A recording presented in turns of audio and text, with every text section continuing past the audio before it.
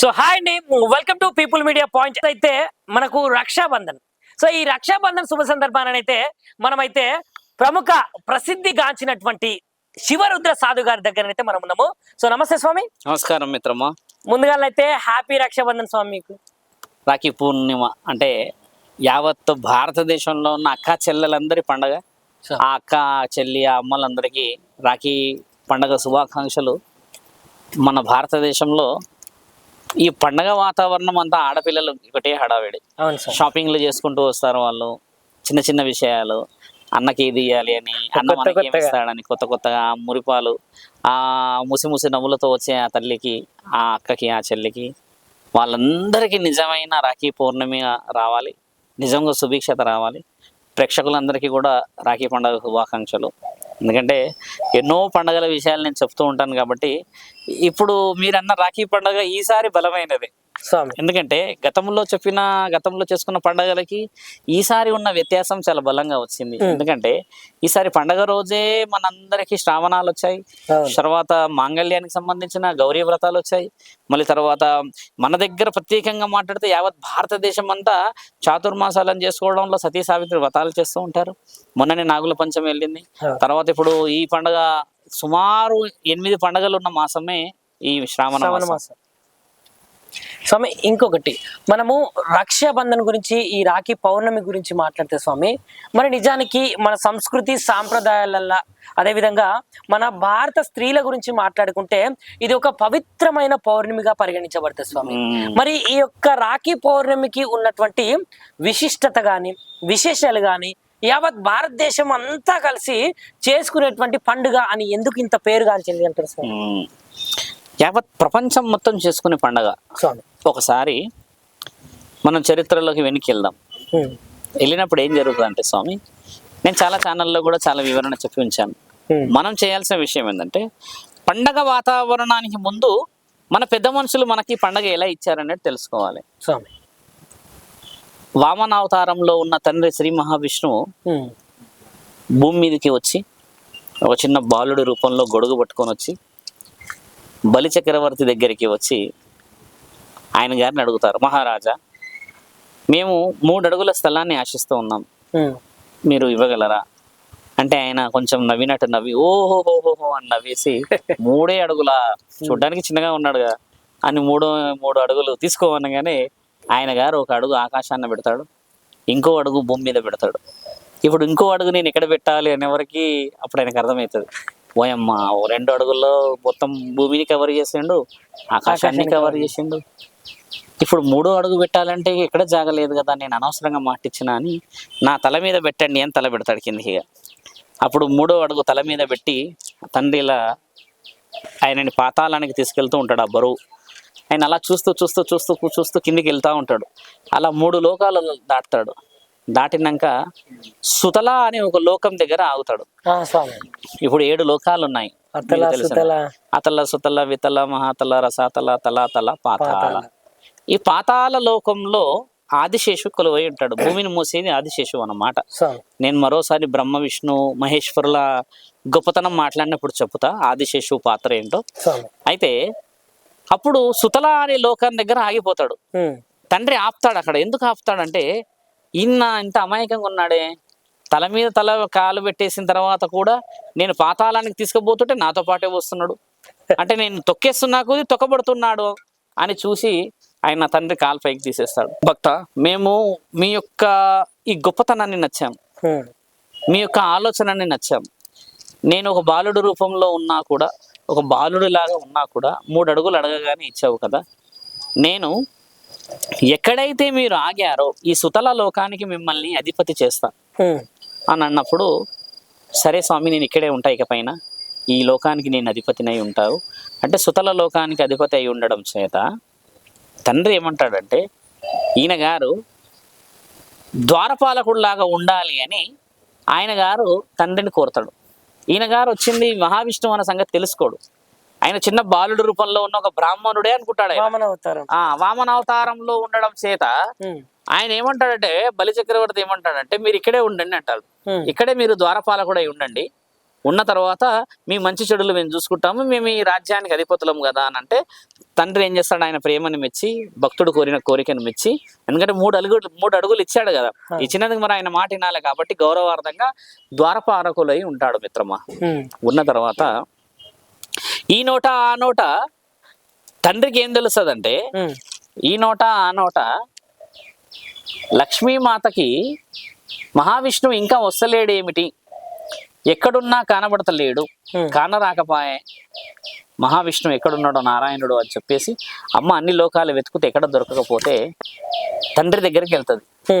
శివుడి దగ్గరికి వెళ్ళి తండ్రిని అడుగుతుంది, పరమేశ్వర నా నాథుడు కానరాకపాయే, మరి ఏ లోకాన ఉన్నాడో తెలియదు, అంతు చిక్కని రహస్యంలా ఉంటే ఎలా నాకు ఇంకా రాలేడు అని అన్నప్పుడు అమ్మ తండ్రి ఆలోచన చేసి ఒక దివ్య దృష్టితో చూసి సుతల అనే లోకంలో ఉన్నాడు అని కనిపెడతాడు. మహావిష్ణువు సుతల అనే లోకంలో ఉన్నాడని పరమశివుడు కనిపెట్టి లక్ష్మీమాతకి ఏం చెప్తాడంటే, నీ పెనిమిటి ఒక భక్తుడి యొక్క ప్రేమకి మెచ్చి, భక్తుడి యొక్క ఆలోచనకి మెచ్చి అక్కడే ఉన్నాడు సుతల అనే లోకంలో, కానీ నువ్వు పోయి పిలిస్తే రాడమ్మా లక్ష్మమ్మ, ఎందుకంటే భక్తుడిని భగవంతుడిని విడదీయడానికి హక్కు లేదు, స్వయాన నీవు భార్యవైనా నీవు తెలివితో వెళ్ళు, అప్పుడు నీ పెనిమిటి నీ చెంత చేరి నీతో పాటే రాగలడు పాల సముద్రానికి అని అన్నప్పుడు అమ్మ వెతుకుతూ వెతుకుతూ వెతుకుతూ వెతుకుతూ సుతల అనే లోకానికి వెళితే ఈయన గారు వచ్చేసేసి ద్వారపాలకుడి దగ్గర అక్కడే ద్వారపాలకులై కూర్చొని ఉంటాడు, ఇలాగా ఆయన చూసుకుంటూ లోపలికి పోతుంది. పోయిన తర్వాత ఈయన గారు ఆ రాజ్యానికి అధిపతి ఉన్నాడు కదా, ఇప్పుడు బలిచక్రవర్తిని అడుగుతుంది, పోవుడే నేను నా పెనిమిటి కోసం వెతుకుతూ వెతుకుతూ వచ్చాను, ఎక్కడా కానా రాలేదు, వెతకడానికి నాకు ఇంకా సమయం పట్టేలా ఉంది, మీరు మమ్మల్ని ఇక్కడ ఉండడానికి ఆశ్రయం ఇస్తే నేను ఇక్కడే ఉండి సమయం చూసి వెతుక్కుంటాను నా పెనిమిటి అని అంటాడు. అప్పుడు బలిచక్రవర్తి అన్న మాట ఏంటంటే, అమ్మ నేను నీకు అన్న లాంటి వాడిని, నీకు తొడగొట్టిన లాంటి వాడిని, నీకు ఎన్ని రోజులు ఇక్కడ ఉండాలి అనుకుంటే అన్ని రోజులు ఉండవచ్చును, నీ పెనిమిటి దొరికినాక నేనే దగ్గరుండి మీ ఇద్దరిని పంపిస్తాను అంటే అప్పుడు అమ్మ సరే అని అన్న తర్వాత ఒక సమయం ఎలా వంటిది సమయం వస్తుంది అంటే, మీకు ఇందాక చెప్పినాను ఆదిశేషు భూమిలో ఉంటాడు అని. అవును సార్. మొన్న జరిగిన పండుగ ఏంటంటే నాగుల పంచమి. అవును, నాగుల పంచమి. పాము పుట్టలో అందరం కలిసి పాలు పోసాం, మొక్కాం, ఎన్నో చేసాం. తండ్రి వచ్చిన రోజు అనమాట మహావిష్ణువు అక్కడికి, ఆ వామనావతారానికి సంబంధించిన విశేషం వచ్చిన రోజు ఈ నాగుల పంచమి రోజు అనమాట.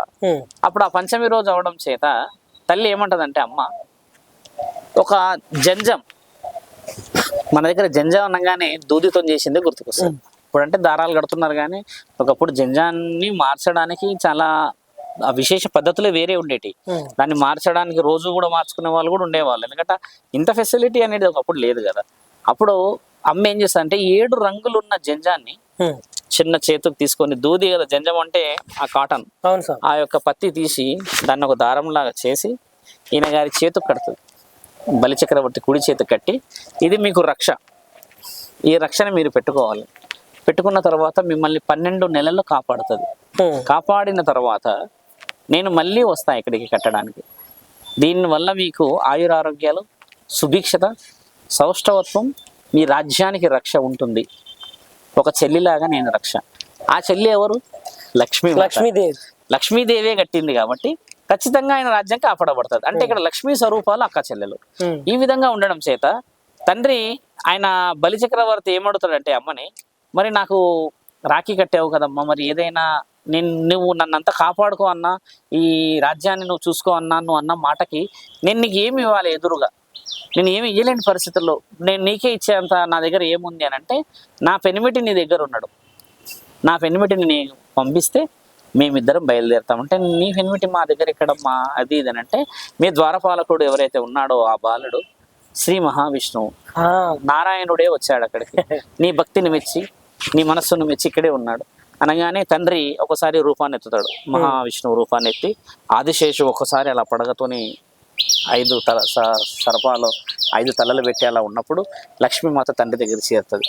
చేరగానే ఇద్దరు ఇలా నిల్చొని ఉన్నప్పుడు ఆయన ఎంత ఆశ్చర్యపోతాడంటే ఆ సందర్భం, ఆహా ఎంతటి మహాభాగ్యమైన జీవితం, భగవంతున్నే ద్వారపాలకులుగా పెట్టామా, మహావిష్ణువు భక్తిని మెచ్చాడా, మేమంతటి కారణ జన్మలమా అని ఆలోచించి ఆ జంజాన్ని ఇలా పట్టుకొని, ఈ జంజం మళ్ళీ తెగిపోతే ఎలా అంటే అప్పుడు మహావిష్ణువు అంటాడంట, ఈరోజు పంచమి, ఈ పంచమి రోజే నేను ఖచ్చితంగా మళ్ళీ లక్ష్మీమాతను తీసుకొని ఇక్కడికి వచ్చి నీకు కట్టి వెళ్తాము ఈ రక్ష. ఈ రక్షాబంధనం అనేది ఒకప్పుడు నాగుల పంచమి రోజు అయ్యేది. ఎందుకు నాగుల పంచమి రోజు అయ్యేది అని అంటే, ఆ మన విష్ణు మహానీయుడు లక్ష్మీమాతతో రావడం చేత వాళ్ళిద్దరి యొక్క వాహనం వచ్చేసి ఆదిశేషు అవ్వడం చేత లక్ష్మీమాతకి విష్ణు మహానీయుడికి ఆదిశేషు వాహనం అవ్వడం చేత ఆదిశేషువు భూలోకానికి వస్తాడు ఆ రోజు. భూలోకానికి రావడం చేత మనందరం పాలు పోస్తాం ఆ రోజు. దాని అంతరార్థం అది. ఇప్పుడు మనం పాలు వేయడానికి పుట్టల కారణం ఏంటంటే, ఆ ఆదిశేషు భూమిలోకి రాగానే ఈయన గారికి మనం పాలు పోస్తే, నువ్వు పోస్తావు నేను పోస్తావు, ఊరంతా ఒకటే పోస్తారంటారు, దారలాగా పోస్తాం కదా, అది ఆదిశేషు స్వీకరిస్తాడు అనేది మన చరిత్ర నానుడి. ఇది విష్ణువు యొక్క వివరణలో రాస్తుంది. ఇది మళ్ళీ చాలా బలంగా రాస్తుంది, చాలా స్పష్టంగా రాస్తుంది. ఆదిశేషువు పాలని ఎందుకు స్వీకరిస్తాడు అని అంటే, ఆయన బలిచక్రవర్తికి తల్లి లక్ష్మీమాత రాఖీ కట్టడానికని పంచమి రోజు రావడం చేత, ఈ నాగుల జాతికి అధిపతి వచ్చేసి ఆదిశేషుడు అవ్వడం చేత, ఆయన గారు అక్కడ ఉండడం చేత మనందరం పాలు పోస్తాం. ఇది వివరణ. చాలా మందికి తెలియదు నాగుల పంచమి రోజు పాలు ఎందుకు పోస్తారు, ఇదొకటి వివరణ. కాబట్టి వాళ్ళందరూ తెలియాలని చెప్తున్నా. అలా మొట్టమొదటగా రాఖీ పుట్టింది స్వామి. మీరు అన్న ఆ జంజము, దాన్ని జంజముల పండగ అంటారు. జంజములు అంటారు రాఖీని జంజములు అంటారు. ఆ జంజాన్ని ఇలా చేతి కట్టడం చేత, 7 రంగులు ఉండడం చేత జంజముల పండగ అనేవాళ్ళు. ఇప్పుడు ఇంకో విషయానికి చరిత్రలో చెప్పబడి ఉందంటే, శ్రీకృష్ణుడు ఇంతకు ముందుకు మనం ఒక వివరణలో మాట్లాడినట్టు, ఆయన గారి యొక్క అల్లుడు శిశుపాలుడు అందహీనంగా పుట్టడం చేత, ఆయన గారిని తండ్రి పట్టుకొని అందంగా చేయడం చేత, ఆయన గారిని వాళ్ళ తల్లి అడుగుతుంది, నీవు 100 తప్పులు చేస్తే మరణం రాసున్నది అని చెప్పినప్పుడు, శ్రీకృష్ణుడు 100 తప్పుల వరకు నేను ఏం చేయను అని చెప్పడం చేత, 100వ తప్పు జరిగినప్పుడు తండ్రి ఒక్కసారి సుదర్శన చక్రాన్ని వదిలితే, ఆ సుదర్శన చక్రం ఆయన తల తీసేసిన తర్వాత వెనక్కి వస్తూ తండ్రి చేతికి తగులుతుంది. ఇక్కడ తగిలినప్పుడు రక్తం వస్తుంది. రక్తం వచ్చినప్పుడు జగదేక వీరుడికే చేతికి రక్తం రావడం చేత చుట్టుపక్కల ఉన్న వాళ్ళందరూ భయాందోళనతో పరిగెత్తుతుంటారు అటు ఇటు. ఎలా అంటే ఏమైనా తెస్తాము కట్టడానికి అని. కానీ పక్కనే ఉన్న ద్రౌపది తల్లి ఏం చేస్తుందంటే, ఆలోచించకుండా ఒకసారి ఇలా కొంగు తీసి ఆ చీరని ఇలా చింపి అన్నగారి చేతికి కడుతుంది. కట్టినప్పుడు అన్న చూసిన ఆప్యాయత, ఆ ప్రేమ, ద్రౌపది వస్త్రాధారణలో ద్రౌపది తల్లిని కాపాడతాడు. చూసారా? ద్రౌపది వస్త్రాధారణ శ్రీకృష్ణ మహానీయుడు మహాభారతంలో అత్యంత ముఖ్యమైన ఘట్టం అది. ద్రౌపది వస్త్రాధారణ ఆ రోజు జూదములో వస్త్రాధారణం చేసినప్పుడు అలా తీస్తూ ఉంటారు అందరు కలిసి. అక్కడ జరుగుతున్న దానికి తండ్రి వచ్చేసి దివ్య దృష్టితోని ఆ చీరని అల్లుతూ అక్కడికి విజయం సాధించడం అనేది. అప్పుడు ఆ మాట తండ్రి ఏం చెప్తాడంటే, ఆ కట్టినప్పుడు కల్లా కపటం తెలియకుండా, ఒక స్త్రీమని ఆలోచించకుండా, ఒంటిపై ఉన్న దుస్తువుని తీసి కట్టిన నీ ఈ ప్రేమ నిన్ను ఖచ్చితంగా కాపాడుతుంది. నా రక్షణ నీకు ఇప్పటికీ కూడా ఉంటుంది.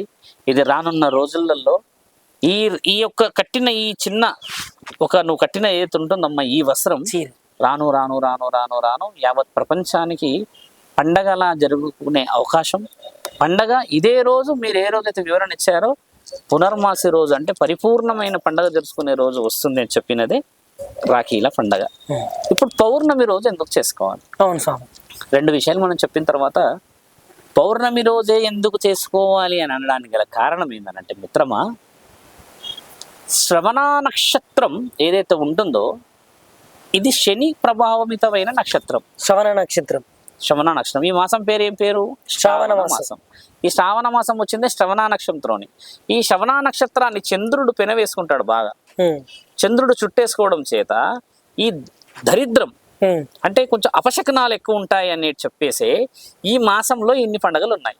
ఎందుకంటే దేవుళ్ళు దగ్గరకు ఉండడం చేత, ఈ చంద్రుడు భూమండలానికి వెలుగు కదా, ఈ వెలుగు భూమండలం మీద పడితే మరి ఈ భూమండలం అంతా దరిద్రానికి, ఇప్పుడు ఆయన గారు వెళ్ళి శని ప్రభావం ఉన్న నక్షత్రాన్ని పట్టుకుంటే ఆ నక్షత్రానికి ఈయనకి ఇద్దరి మధ్యలో ఒక బలం ఏర్పడి యావత్ ప్రపంచం మొత్తం శనిలో ఉంటది కదా. అవును. మంచి కార్యక్రమాలు కావాలి, ధర్మమైన కావాలి, పుణ్యమైన కావాలి, ఇవన్నీ ఆగిపోతాయని చెప్పి దేవాది దేవతలే భూమండలానికి వస్తారు. మహావిష్ణువు ఏమో పంచమి రోజు భూమండలానికి దిగితే శ్రీకృష్ణుడేమో రాఖీ కట్టుకోవడానికి దిగుతాడు. నా తల్లి పార్వతీ పరమేశ్వరులు ఏమో కాళ్ళకి చేతులకు పసుపులు పెట్టుకొని, ఇక్కడ గంధాలు పెట్టుకొని, నెత్తి నిండా పువ్వులు పెట్టుకొని అర్ధనారీశ్వరి తత్వం అయ్యి వాయనాలను ఇచ్చుకోవడానికి తీసుకోవడానికి వస్తారు. ఇంత వివరంగా దేవతలు వచ్చారు అనడానికి వల్ల ముఖ్యమైన కారణమే ఈ మాసం.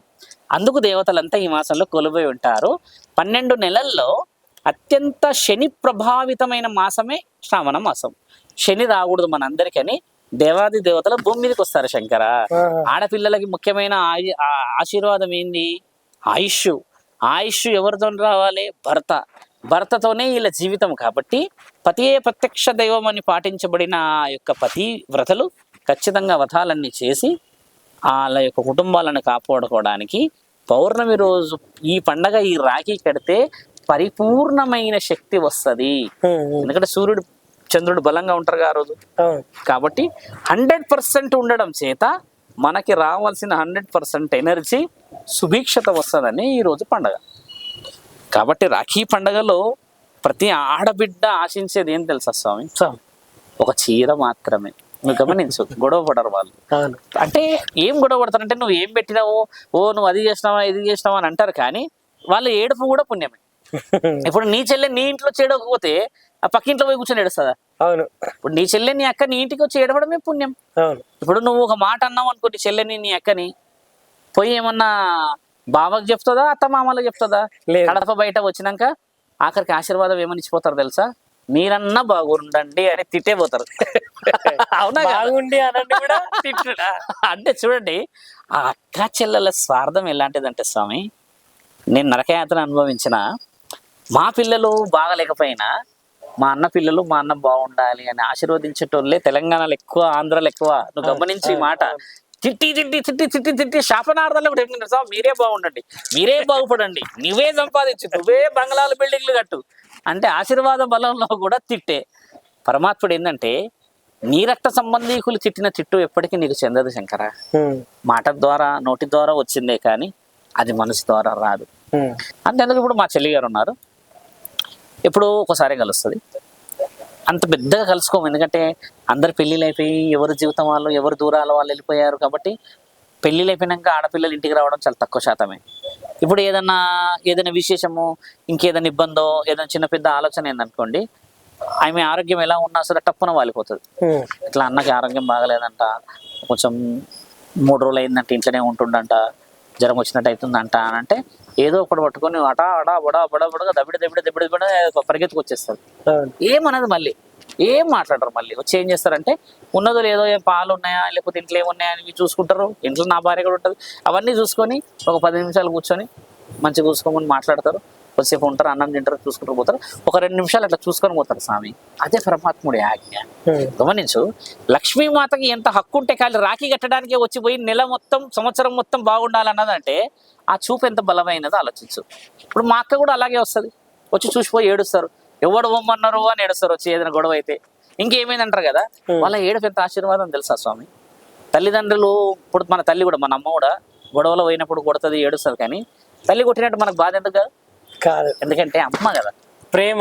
ఆ ప్రేమ ఏంటంటే సరే లేవే అని అని అని అని మనం ప్రేమతోనే ఉంటాం. కానీ అదే బయటోడు కనీసం ఇట్లా చూస్తే ఏం చూస్తున్నావు అంటావా లేదా? తప్పనిపోయాను చూడడానికి. అంటే ఆ ప్రేమ చెప్తున్నా. అంటే మనల్ని విడదీయలేనిది రక్త సంబంధం. కాబట్టి ఈ రాఖీ పండుగ అక్క చెల్లెలందరూ ఇంటికి చేరాలి. అందరూ కూర్చొని మన దగ్గర వండుకొని తినే కార్యక్రమాలు తినేసి చీరలు పెట్టాలని నేను ఎందుకంటున్నా అంటే, ప్రతి ఆడబిడ్డ కోరుకునేది కూడా చీర సారేనే. సారే అంటే తెలుసా మిత్ర?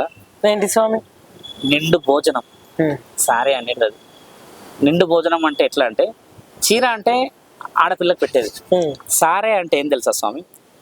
అప్పుడే ఉడికి, ఇప్పుడు ఉదాహరణకు మనం మన ఇంట్లో ఒక మంచి బగారా అన్నం వండేమో అనుకుందాం, నిండు బగోన అంటే నిండు కుండ కూర వండాము, నిండు కుండ కదా, అలా తీసుకొచ్చి వాళ్ళకి పెట్టినప్పుడే వాళ్ళు ఎంత ఆనందపడతారు.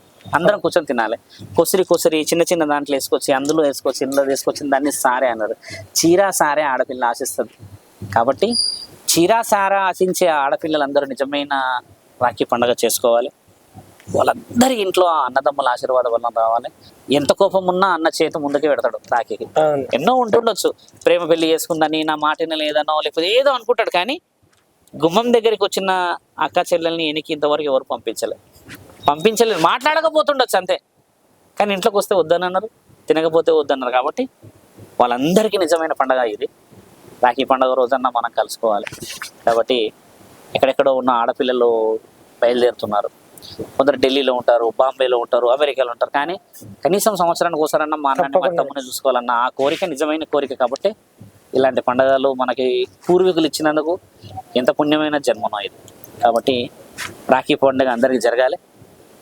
ధర్మరక్షణలో మీరందరూ ముందుకు రావాలి. ప్రతి ఆడబిడ్డకి, ప్రతి పురుషుడికి కూడా, ఎందుకంటే రాఖీ పండుగ ఇద్దరి కలయికతో జరిగేది. కాబట్టి మనందరం ఈ పండుగలో పాల్గొని మన ధర్మం గొప్పదని చెప్పి మరోసారి మనందరం ఆ రాముడి పరమేశ్వరుని వారసులమని రుజువు చేయాల్సిందిగా కోరుతూ, ప్రేక్షక మహానీయులందరికీ, తొడబుట్టిన అక్క చెల్లెలకి, నా తోటి బంధువులందరికీ కూడా ఈ పురన్మాసి రాఖీ పండుగ శుభాకాంక్షలు చెప్పుతూ ధర్మం వైపు మనందరూ నిలబడాలని, మన సంస్కృతి నైతిక విలువలను మీరందరూ కాపాడాలని కోరుతున్నాం. నమశివాయ నమః. నమస్తే స్వామి.